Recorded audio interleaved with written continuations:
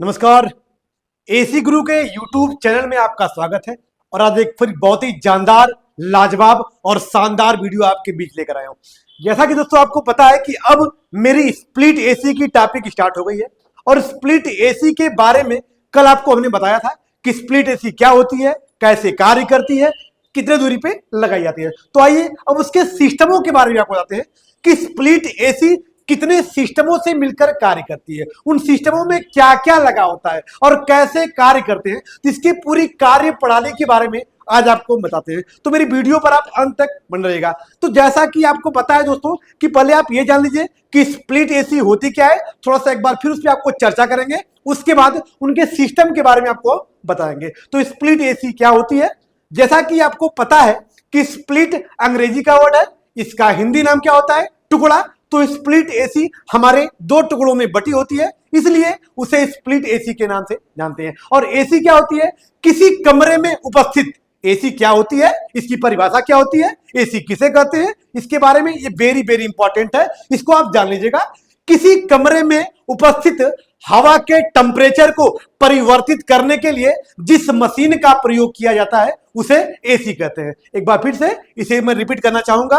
किसी कमरे में उपस्थित मतलब ठंडा चाहे गर्म कुछ भी मौजूद हो, किसी कमरे में उपस्थित हवा के टेम्परेचर को परिवर्तित करने के लिए, मतलब कमरे में गर्म है तो ठंडा करने के लिए, कमरे में ठंडा है तो गर्म करने के लिए जिस मशीन का प्रयोग किया जाता है उसे एसी कहते हैं। तो ये रहा हमारा स्प्लिट एसी का इंट्रोडक्शन और स्प्लिट एसी का परिचय। अब स्प्लिट एसी कितने सिस्टम से मिलकर कार्य करती है, इसके बारे में आइए आपको डीपली बताता हूं। तो जैसा कि आपको पता है दोस्तों कि स्प्लिट एसी के सिस्टम का जो टॉपिक हमारी है, ये स्प्लिट एसी 3 सिस्टम से मिलकर कार्य करती है। कितने से? स्प्लिट एसी 3 सिस्टमों से मिलकर कार्य करती है, जिसका पहला सिस्टम क्या होता है, मैकेनिकल सिस्टम। क्या होता है? Mechanical system. आइए इसके बारे में जान लेते हैं कि ये मैकेनिकल सिस्टम क्या होता है, उसके बाद आपको इलेक्ट्रिकल सिस्टम के बारे में बताएंगे, फिर एयर फ्लो के बारे में बताएंगे। तो मैकेनिकल सिस्टम क्या होता है इसके बारे में आप जान लीजिए। एसी के जिन जिन भागों में गैसें घूमती हैं या गैसों का संचार होता है उसे स्प्लिट एसी का मैकेनिकल सिस्टम या मैकेनिकल भाग कहा जाता है। एक बार फिर से अपनी टॉपिक को हम रिपीट करना चाहेंगे। स्प्लिट एसी का मैकेनिकल सिस्टम क्या होता है दोस्तों? स्प्लिट एसी के जिन जिन भागों में गैसें घूमती हैं या गैसें रहती हैं या गैसों का संचार होता है उसे स्प्लिट एसी का मैकेनिकल सिस्टम कहा जाता है। दूसरा क्या होता है? Electrical system. दूसरा क्या होता है? Electrical system. तो स्प्लिट एसी के जिन जिन भागों में, स्प्लिट एसी के जिन जिन भागों में इलेक्ट्रिक सप्लाई दी जाती है या स्प्लिट एसी का जो पार्ट लाइट से कार्य करता है उसे स्प्लिट एसी का इलेक्ट्रिकल सिस्टम कहते हैं। अब आते हैं तीसरे वाले के बारे में। ये क्या है? Air flow system. क्या है? Air flow system. Split AC जिस सिस्टम के द्वारा, स्प्लिट एसी जिस सिस्टम के द्वारा कमरे में ठंडी हवा फेंकती है उसे एयर फ्लो सिस्टम कहते हैं। एक बार फिर से मैं इसे रिपीट करना चाहूंगा ताकि ये वेरी वेरी इंपॉर्टेंट पॉइंट है। अगर इसको आप विस्तार रूप से, बेहतर रूप से आप समझ लेंगे तो आगे हमारी टॉपिकों में किसी प्रकार की समस्याएं आपको नहीं आएंगी। तो आइए एक बार फिर इन पार्टों से परिचय कराते हैं। पहला क्या है? Mechanical system. एसी के जिन जिन भागों में गैसें घूमती हैं उसे स्प्लिट एसी का मैकेनिकल सिस्टम कहते हैं। दूसरा क्या होता है? Electrical system. स्प्लिट एसी के जिन जिन भागों में इलेक्ट्रिक सप्लाई दी जाती है या स्प्लिट एसी का जो पार्ट लाइट से कार्य करता है उसे इलेक्ट्रिकल सिस्टम कहते हैं। और तीसरा होता है एयर फ्लो सिस्टम। क्या होता है? Air flow system. ये क्या करता है? स्प्लिट एसी जिस सिस्टम के द्वारा कमरे में ठंडी हवा फेंकती है उसे एयर फ्लो सिस्टम कहते हैं। अब आइए आपको बताते हैं कि इसके अंतर्गत कौन कौन से पार्ट आते हैं।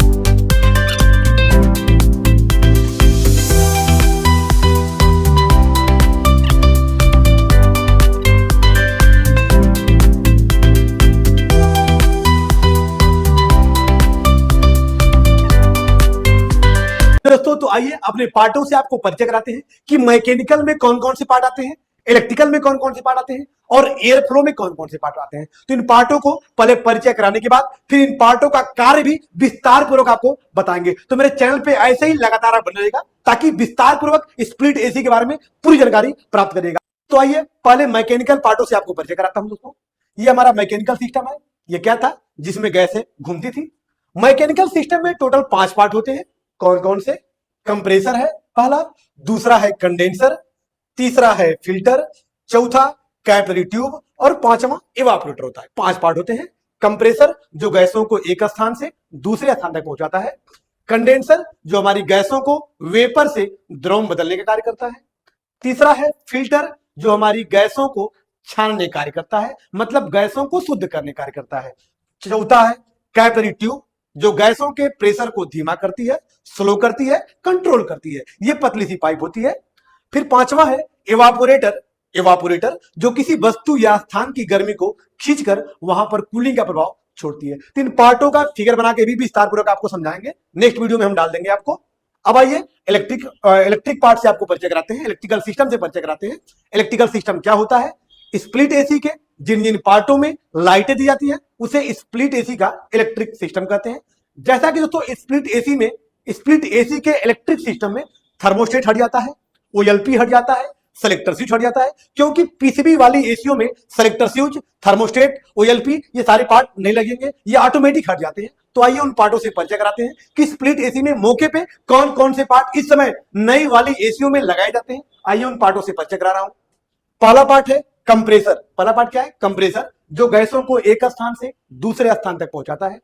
दूसरा पार्ट है कंडेंसर फैन, तीसरा है ब्लोअर फैन। जैसा कि दोस्तों आपको पता है कि स्प्लिट एसी हमारी 2 हिस्से में बढ़ जाती है, 2 भागों में बढ़ जाती है, जिसका एक भाग आउटडोर होता है और दूसरा भाग इंडोर होता है। तो हमारा फैन भी 2 हिस्से में बढ़ जाता है, जिसका एक भाग कंडेंसर फैन जो आउटडोर में चला जाता है, दूसरा भाग ब्लोअर फैन जो हमारे इंडोर में चलाता है। तो ये कमरे में ठंडी हवा फेंकता है और जो कंडेंसर फैन होता है ये हमारे कंडेंसर को ठंडा करता है।